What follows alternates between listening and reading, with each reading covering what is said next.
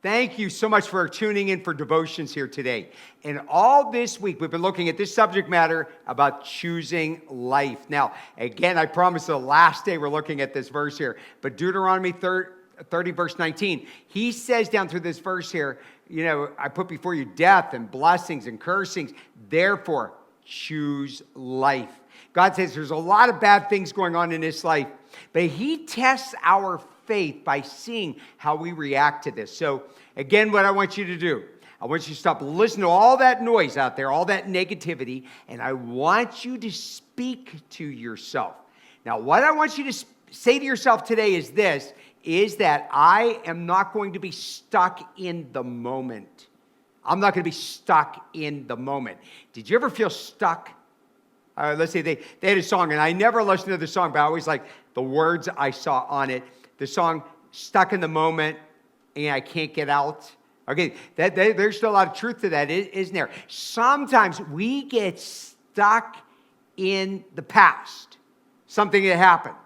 A relationship that you were in, or something that you did, or something that happened to you, and you get stuck there and can't seem to get out of that. Now, you want not to be stuck. So I want you to do this. Go with me to John chapter 10, Deuteronomy chapter 30, verse 20. It says, that thou mayest cleave unto him. God wants us to cleave to him, for he is your life and the length of your days, that thou mayest dwell in the land. And it's talking about dwelling in the land. It's talking about living, really living in the land. So what I want you to do, first of all, daily, we want to cleave unto God. I can't live without you. I can't breathe without you. I need you this day. This is why me and you are getting together for our devotions here today. So I want you to do that in prayer. But also, he is the one that will help you get out of that rut in which you're stuck in. It's easy to get stuck in a rut. I know myself, let's see, my kids started college 22 years ago. So I made a promise to all of them what I would do for them for college. Okay, for 22 years. Now, I want you to think about that. I'm not talking about raising your children for 22 years. I'm not talking about you paying your college bills for 22 years. This is Dad who's been paying his children's college bills for 22 years. So, and I didn't even pay all of them. I mean, I made a big promise to all of them. I have 1 year left. It's easy to get stuck in a rut where all you're doing is like paying some big debt off. But I can tell you that God has taught me that I have learned to live in my moment, not to be stuck in a moment of bondage. Wow, I get this big bill I'm trying to pay off. You can have some humongous debt you're trying to pay, but enjoying life, choosing life, living for the Lord while you're on that journey. I want to let you know, whatever problem you're experiencing right now at this moment, every single problem, it has an expiration date. Just remember that.